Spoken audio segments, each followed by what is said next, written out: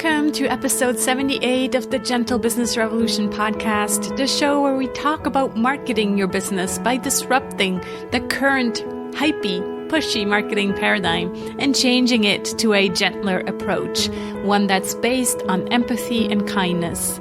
As usual, I'm Sarah Sinacroce, I'm the host on this show, and you know that you're in the right place if you are a heart-centered entrepreneur or change maker who is looking for a better way to market your business. Or you might also be a marketing impact pioneer, so someone who's working in an organization who does business for good. Today is day 5 and the 5th episode of a special week here on the Gentle Business Revolution podcast, a week to celebrate kindness. It's also the official worldwide Random Acts of Kindness week.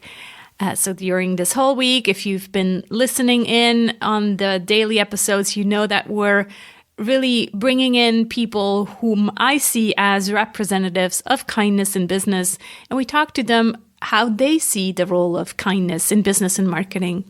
These episodes are sponsored by the Gentle Marketing Revolution book that's now available for sale on Amazon. You can get your copy at thegentlemarketingrevolution.com/book or directly on Amazon, as I am self-publishing on that platform. Besides always sharing 2 random acts of kindness, today actually even more because that's really our topic today. But besides that, I'm also giving away a year-long membership to the Gentle Business Circle. That's my community of gentle marketers where we discuss this new marketing and business paradigm on a monthly community call. So this giveaway is an act of kindness of one of the participants of the Kickstarter campaign earlier this year. Some people chose the Gentle Business Circle reward without needing the membership, so their family or friends. And when I asked them, they happily offered to have me use their membership as a giveaway this week. So make sure you listen till the end of this episode to find out how to apply for your free membership to join all calls for the whole year. Today, I talked to Brooke Jones, who's one of the team members of the Random Acts of Kindness Foundation and who stands behind the website randomactsofkindness.org. If you haven't visited that website yet, it's just such a beautiful resource. That's where I'm taking those ideas for Random Acts of Kindness from their business workplace calendars. So definitely go check out that resource. But let me tell you a bit more about this Random Acts of Kindness Foundation. It's a small nonprofit that invests resources into making kindness the norm. They are rooted in the belief that all people can connect through kindness and that kindness can be taught. The foundation follows a simple framework for everything: inspire, empower, act, reflect, share. The evidence-based kindness in the classroom curriculum gives students the social and emotional skills needed to live more successful lives. The workplace kindness calendar shows companies how easy it is to change workplace culture through simple kind gestures. They create a common language between schools, work, and home with all of our resources. So again, that calendar can be downloaded for free. There's no opt-in at randomactsofkindness.org. So let's welcome Brooke Jones. Hi, Brooke. So good to talk to you today. Hi, Sarah. It's good to be with you. Yeah, I'm so excited because this is kind of your week, the Random Acts of Kindness week. So you're shining really this week. And I'm so happy to have this conversation with you because, as you know, I'm kind of focusing all the conversations this week around kindness. And I'm always referring people to your website and to your workplace calendar. So it's amazing to be able to talk to you. Well, thank you for having me. Yeah, this is our big week and we're super excited, and I'm glad that you are aware of it and happy to share information with everybody because I think it's only going to make the world a better place. Exactly. So tell us, how long has this special week existed? Your site and were you the founders of the Random Acts of Kindness Day or week, or is that something that existed before? It did exist before us. It's been interesting. There's sort of a fuzzy history of Random Acts of Kindness Week and Random Acts of Kindness Day. We at the foundation, we've been around for about 20 years, and we've been celebrating it all that time. But I think that it's been around a little bit longer than the foundation itself. It's unclear. We often get the credit for starting Random Acts of Kindness Week and Day, but it isn't clear that it ever came from the foundation. So it's kind of a fun idea that it's just existed in the ether all this time. Yeah, and then I actually came across, I remember being part of a Facebook group a few years ago. So it's like other people picked it up as well, which is also the goal, right? I mean, it'd be strange to keep kindness to yourself. The idea is really to spread it. So yeah, that's great. Yeah, there are lots of folks out there that are involved in various ways, and I love seeing that. Yeah, so tell us a bit about the Random Acts of Kindness Foundation and kind of what your goal is with the website and all these beautiful resources. So for listeners, if you haven't seen it yet, definitely recommend checking it out. So there's the calendar for the workplace, but there's also a personal calendar, and there's a whole bunch of other resources like amazing quotes and pictures that you can download. But tell us a bit about the goal really of the foundation. Well, the goal is pretty simple. Our mission is to make kindness the norm. And the idea around that is that, I think especially recently and in the last year, we've been bombarded with a lot of negativity, a lot of controversy and difficult subjects. And as most of us know, excuse me, whether it's on the news or our social media feed, when something beautiful, one of these stories of kindness or stories of compassion or hero stories come to us, it just is so refreshing and it's so needed. But it's kind of a moment where it's like, oh, I need more of that. And then we go back to whatever the news is telling us or our feed is telling us. And our goal is to find more of that in our life where it's more of the norm and not the exception. So we do that in 3 areas. We focus our efforts in 3 areas. One is schools.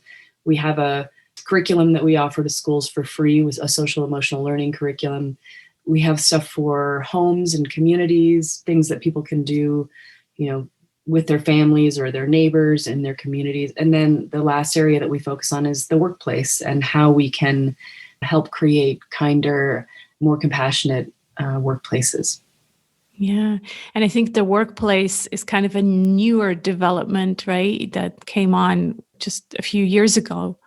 That's right. It is relatively new for us. And I think it's become more important than we expected. I know there's a lot of research and efforts in creating healthier workplaces, but we didn't find much in the area of kindness, of how to create a kinder workplace. There's a lot about well-being and emotional wellness and communication and all of that, which is all part of a kinder workplace. But it's been fascinating working on how to create a workplace that's filled with kindness. Yeah. How did you see this evolution, that there was a need for that, where before you focused mainly on schools and families? Was there feedback from your community saying, hey, why don't you develop something for businesses? Or did you as the team kind of see, hey, there's definitely lack from that perspective as well? It's a good question. What we saw was, our focus in the schools led us to this gap where kids were learning this language of kindness and all of these concepts that we were teaching them, and found that when they'd go home and talk about some of these things, they weren't speaking the same language as their parents or their caregivers. And the idea was, well, how do we reach them in a way that isn't one more thing that they have to do, right? Going to a school for a a class at night or, that kind of thing. And the answer was, well, the workplace is an easy way to reach them, not only to help with bridging that gap with the kids at school, but also sort of the killing two birds with one stone idea that if we can get them this language and these skills and concepts at work to help at home, then it's also going to create a kinder workspace for them. So that's how it evolved. And it's just become fascinating because as we started moving into workplaces, that is what we're hearing people say. It's so needed. I work in an unhealthy environment, or I don't feel safe to be vulnerable, and people don't really know what's going on in my life. And I'm dealing with whatever, an illness or an issue at home, and I don't feel safe talking about it at work. And that's kind of where we went with it, was how do you create a safe, vulnerable, caring, compassionate space where people can talk and share and care about each other. Yeah. And we'll get into the calendar and kind of the topics that you defined as, that's the topics that need to be addressed in this workplace. But I just want to comment on this evolution. I find it so fascinating that it's almost like our children showed us that there is a lack of kindness in the adult world. I find that just mind-blowing. It's like they gave us the feedback saying, it's all good. We know how to be kind, but then we don't see that mirrored in adult conversations. Exactly. And we had the same surprise when we would go into the schools and we'd see it started with having the teachers teach these lessons. And there was so much mistrust and personal issues at the staff level that we thought, that this is not really about teaching kids kindness. This is about modeling kindness. And and if you have adults that can't model it, what are we doing? Then it feels fake, right? It's like we're faking something. Yeah, exactly. So that really became an effort for us that was important. And I think that the other part of it is that, adults, I think we're all born with this innate kindness in us, and our children get it. They're kind. They've done studies on this, that they're compassionate, empathic, kind beings. But if we don't practice that and, build that muscle and use it regularly, just like working out or eating healthy, it goes away. It doesn't go away completely, but it becomes less familiar in our daily life. So that's, I think, what was happening is the kids were going home fully aware of how to be this way. And the parents were like, oh yeah, I forgot about how to do that or why it's important. So just reminding them. Yeah, that's beautiful. So let's talk about the different topics of this workplace calendar, because I can really see how much research and work went into that. It's not just like, let's find some random quotes on the internet and put them into a calendar. So the way the calendar works, right? There's a page for each month, and then there's a kind of I guess it's a random act of kindness or just a reflection for each day. That's how it is organized. And then each month has this different topic.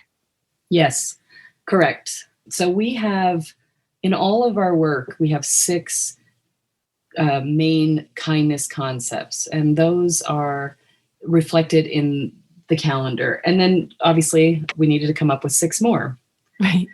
So every year you'll see the same 6 in there, and it's caring and respect and responsibility, inclusiveness, integrity, and courage.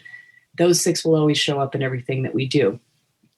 The other 6 came from positive psychology, and that's something I've been studying for several years, and all of these concepts are important scientifically to create, healthier, happier people in general. And that's generally where it came from. And you're right. So every day there is a kindness idea that relates to that theme of the month.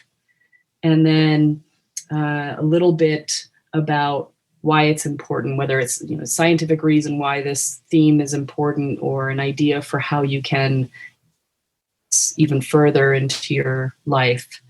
So yeah, a lot of work did go into this. We're very proud of it. You should be. So tell us the 6 additional topics that came out of this. This year, they change every year. So this year we had, for January, which is one of my favorites, is curiosity and wonder. Right. Innovation is another one. Connection. Let me see here. There's one that's courage in July. Is that new too? That is one of our core concepts. Okay. Recognition, humility, and gratitude. Right.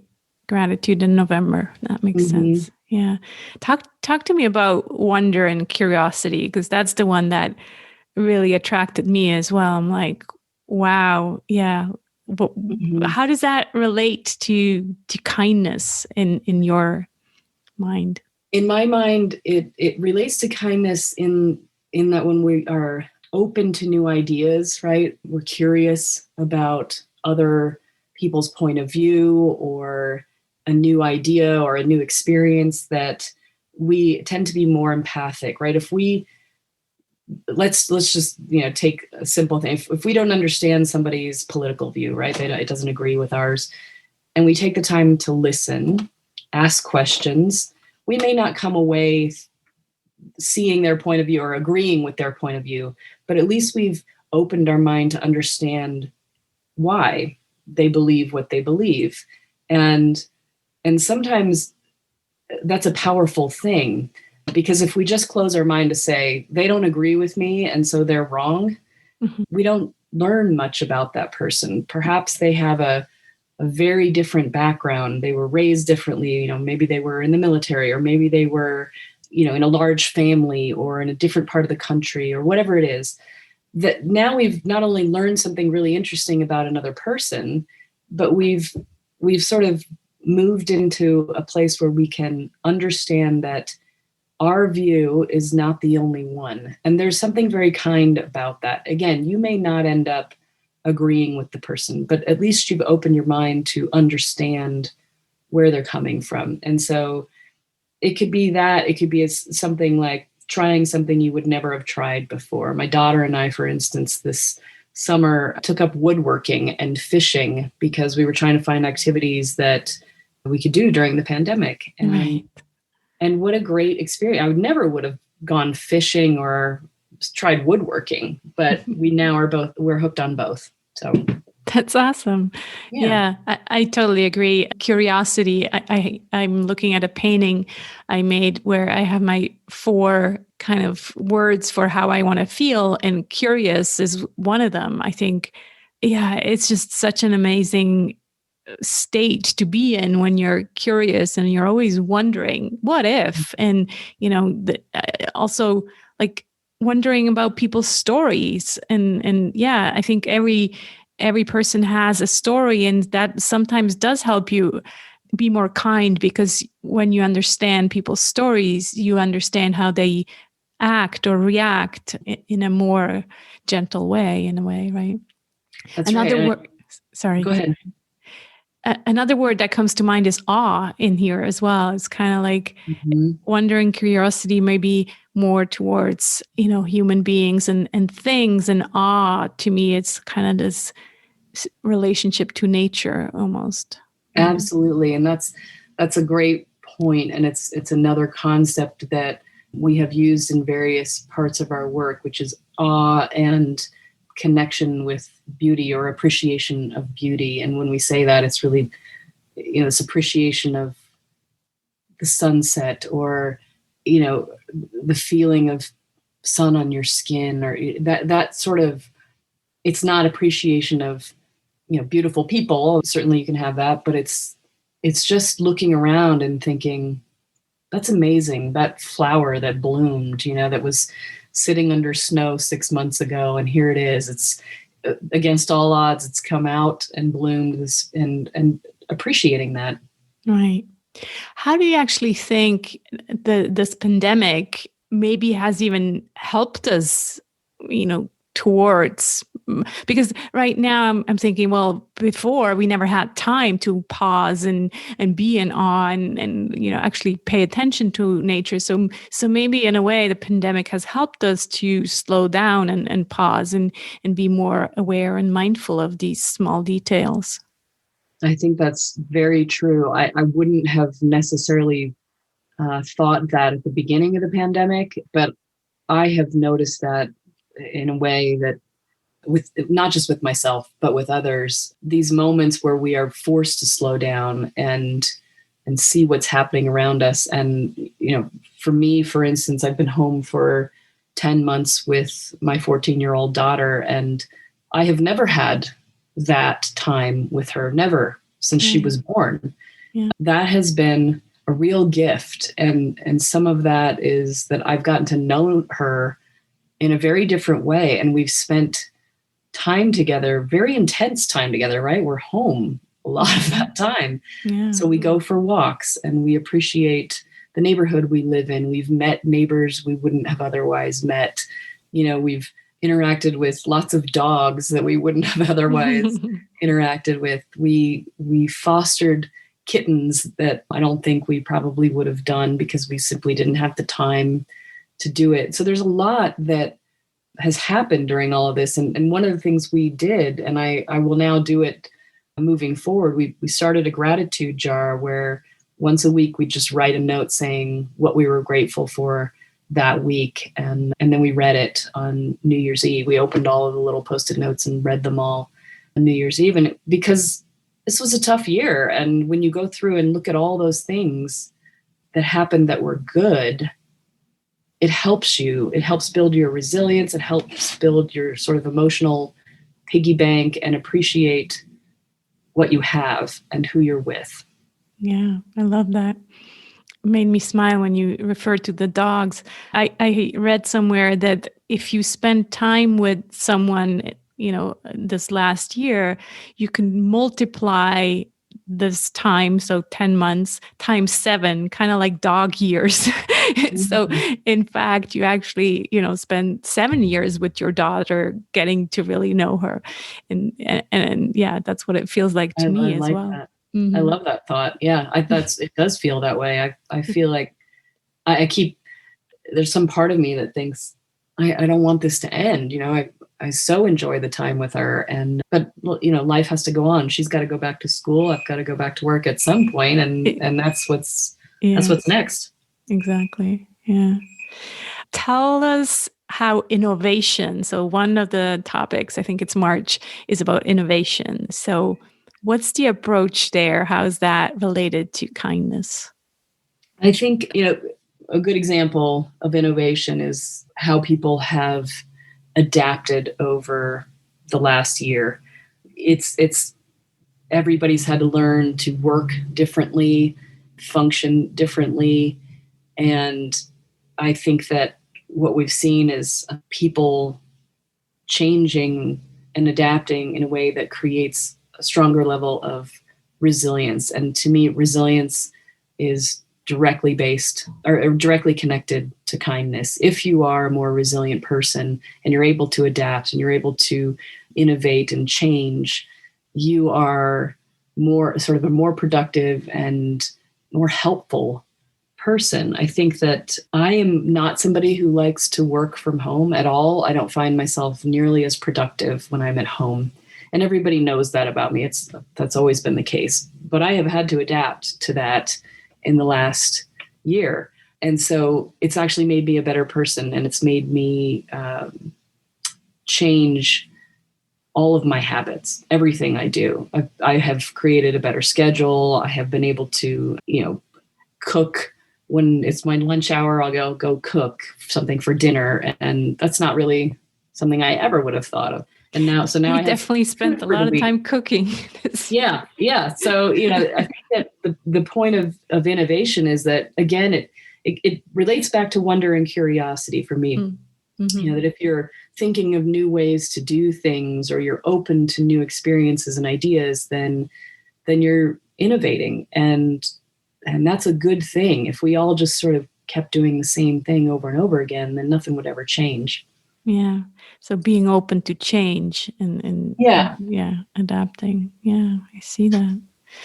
I wrote down some examples from the calendar. I just want to read a few of them so people get a good idea of what this is all about. So, for example, today, do something you loved to do as a child, or believe that everyone is doing their best, even if it doesn't meet your expectations, or use energy efficient light bulbs, or text someone a positive message first thing this morning. Another one is find a pen pal from another country and start a new friendship. That's one of my favorites. I love that idea. Eat healthy, get outside, have conversations with people who feel you, ask for help, offer help, and buy secondhand. So those are some of the examples on this amazing calendar. And what I love so much about it is that it really goes into all these different topics, and it's to me it's more than just being, you know, being nice and mannered. Like that's not what this is. It's clearly, you can tell that it's also addressing adults because Mhm. it's including the planet and nature, right? So Right. it's not just, oh, we're addressing a bunch of 5-year-olds and, be nice and be mannered, but we're really talking about, yeah, being kind to ourselves, being kind to others, and being kind to the planet. Absolutely. Kindness is often simplified in ways that I think writes it off too much. It's not just buying coffee for somebody behind you or opening the door for somebody. It's really a practice, and it can define who you are. If you are looking for opportunities, and they are all around us all the time, if you are tuned into those opportunities, then you're truly making the world a better place. And all of these examples that you mention are small. They take very little time. Sometimes they take money, but often they don't. It's really, it's who you are. And it's funny, we talk about random acts of kindness being the ultimate goal, that if you are intentionally kind, really thinking about, okay, I'm going to change my light bulbs to be more efficient, and I'm going to pick up trash when I see it. Those are intentional acts. Mhm. The more you do that, the more this becomes part of who you are. And random acts of kindness happen when you're not even thinking about it. And it's funny, my mom is one of the kindest people I know. And every once in a while, when I see her do something kind, I'll say, "Oh, there's a random act of kindness." And she's like, "Is it? I don't even think about it that way." And it's like, no, you just did something really wonderful, even if it was small. And that's the point, that they don't have to be grand gestures. They are everywhere around us all the time. Just smiling at somebody or saying hello when you pass them on a walk is lovely. If somebody does that with me, it's like, oh, I've been acknowledged, and that just lifted my spirit for a minute. Yeah, we don't know the impact this can have on other people, right? And it's such a simple little thing. Exactly. Yeah, it's so true. And I think the awareness, seeing it in other people makes us feel good, and then it makes us want to do more of it as well. Mm-hmm. Yeah. I agree. How do you see the world of business evolving towards more kindness now? Eventually, when we're getting out of this pandemic, how do we evolve towards more kindness? Especially what everybody's talking about now is all these mental health issues that might be coming. Yeah, it might be a real topic coming out of this thing. It's a great question. I think my hope is that because this affected everybody in some way, there will be much more compassion and understanding.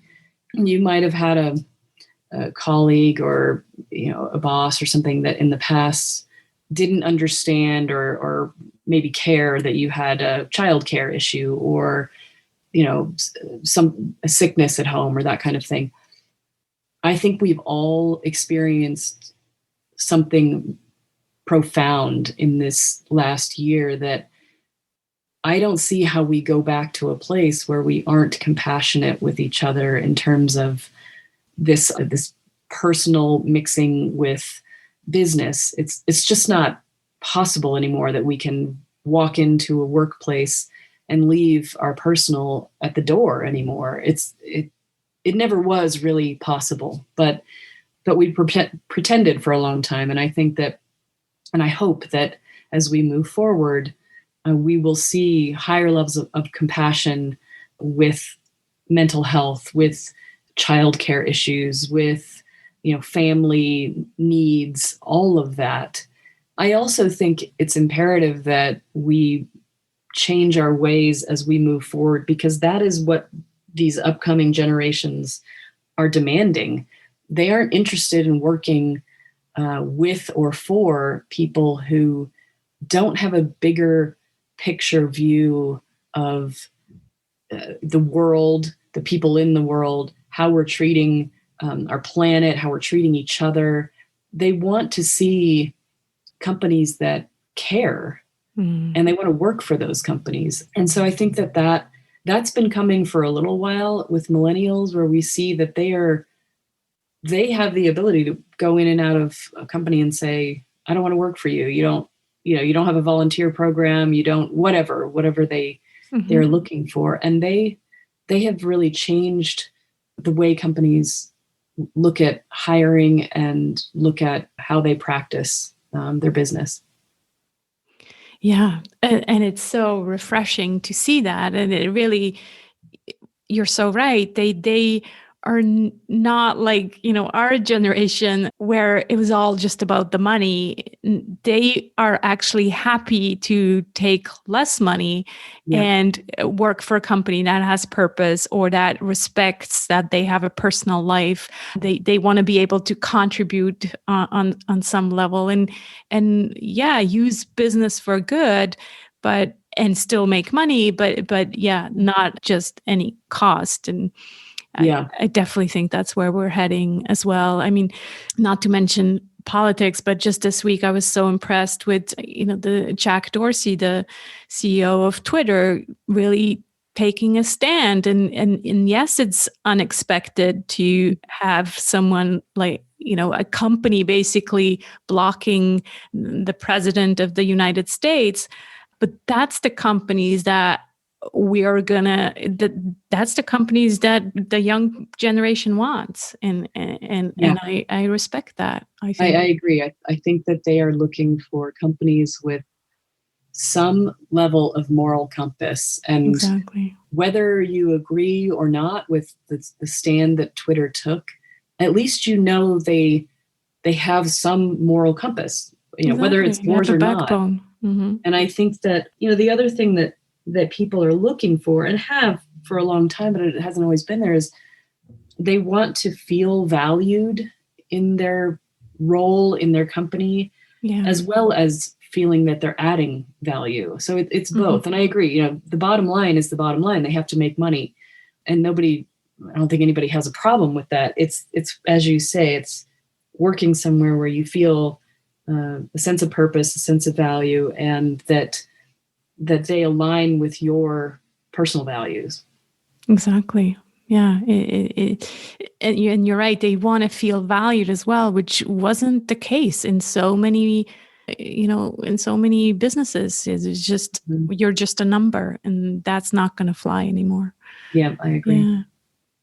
We talked a lot about kindness in business, but I'm also interested to hear what kindness means to you personally, Brooke. It's funny, it evolves. I get asked this question a lot, and I answer it differently every time. Yeah. But I think that right now, during all of this with the pandemic and the political unrest here, that it's simple to me, that it's very simple right now. And that is taking care of ourselves and each other. Self-care is key to kindness. It's, as we talked about, it's sort of like the idea that you can't model something that you're not practicing. Mm-hmm. And And so I believe self-care is extremely important, but it's also about taking care of each other. So I have experienced that throughout my life. I did a TED Talk a few years ago about these moments in my life where these seemingly insignificant moments of kindness actually changed and saved my life. And I think that I go back to this idea that if we tune into these opportunities around us, you might actually change somebody's life with a very simple moment where you smile at somebody who's feeling really down in that moment and they realize things aren't that bad, or you let somebody into traffic, really simple things that can actually change the trajectory of that person's day and their life. And I just urge people to find those moments when they can and then act on them. Yeah. Yeah. And I'll definitely put the link to that TED Talk in the show notes, because I think it's really worth watching and listening to your story. It makes so much sense that you are now working, for this foundation. And I agree with you. It sounds so cliche. Oh, an act of kindness can change someone's life, but yeah, it actually can. So yeah, it's just amazing to hear those stories. Wow, this has been a beautiful conversation. Thanks so much for taking the time to come here. I'd like to end with a question that should be easy for you, because you've been doing this gratitude journal. What are you grateful for this week or this month? It's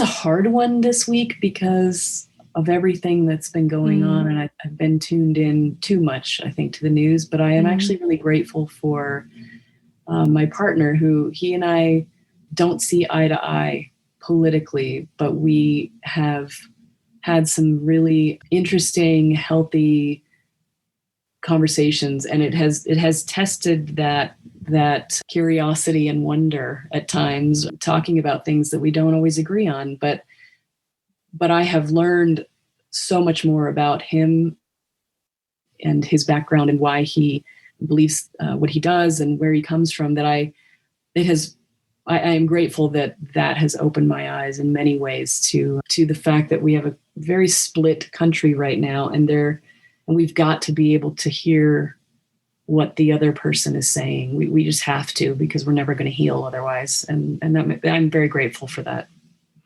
That's beautiful. And that takes so much courage. It's easy to, talk about vulnerability with people whom you see eye to eye with, but it's another thing with someone, who has another opinion. Yeah. Thank you so much. So please, everyone, go and download that workplace calendar. It's really just so powerful and inspiring. And you'll find that and many other resources at randomactsofkindness.org. Right? That's correct. Yep. Yes. Thanks so much for taking the time, Brooke, and all my best. Thank you so much, Sarah. I really appreciate it. And good luck with your book. I'm excited to read it. Thank you. Well, personally, I'm really grateful to the people like Brooke Jones and her team at randomactsofkindness.org for making these resources available to everyone. So I hope you take advantage of everything that's available there too, should it be of interest to you, and should you see ways to integrate more kindness into your business. 3 more things before you leave. I think by now you know that these episodes are sponsored by the Gentle Marketing Revolution book. Again, you can check it out at thegentlemarketingrevolution.com/book. That's where you also find all the great resources, or directly over at Amazon.com. Just type in the Gentle Marketing Revolution. Of course, if by now you've already read it, you know what would really make my day is a gentle review. Even if it's not 100% positive, just be gentle with me and let me know what you think. I'd love to see your review on Amazon and ping me if you did so, because I really want to thank you personally. The other thing is the random acts of kindness that you could try out. I think in our conversation with Brooke, we mentioned quite a few of them already, and I recommend to see even more, just go over to randomactsofkindness.org and download that workplace calendar 2021. And finally, in order to apply for the free year-long Gentle Business Circle membership, just go over to sarahsandcroce.com/ask and tell me why you would like to join the circle and why you would like to be considered for this free membership. Remember, this is not my act of kindness. This is an act of kindness of one of the participants of the Kickstarter campaign earlier this year. They paid for it and then told me when I asked them whether they're going to attend, they said I don't need it. So these are friends and family, for example. So they are giving it to you, basically. So again, if you'd like to be considered and apply for one of these free memberships, come over to sarahsandcroce.com/ask. Don't forget to leave me your name and email so I can contact you if you are the first message I see of the day. Thanks so much for tuning in today. You'll find the show notes and all the links at sarahsandcroce.com/GBR78. Tomorrow I'm back with one last final and beautiful conversation, and I'm bringing you Irene Karthik from The Gentle Project. That's the name of her podcast, where she's been researching kindness. And specifically, we are going to be talking about mental health and how that relates to kindness going forward, and especially coming out of this pandemic. So make sure you tune back in tomorrow. Can't wait to see you then. And in the meantime, remember, let's be the change we want to see in the world. Speak soon.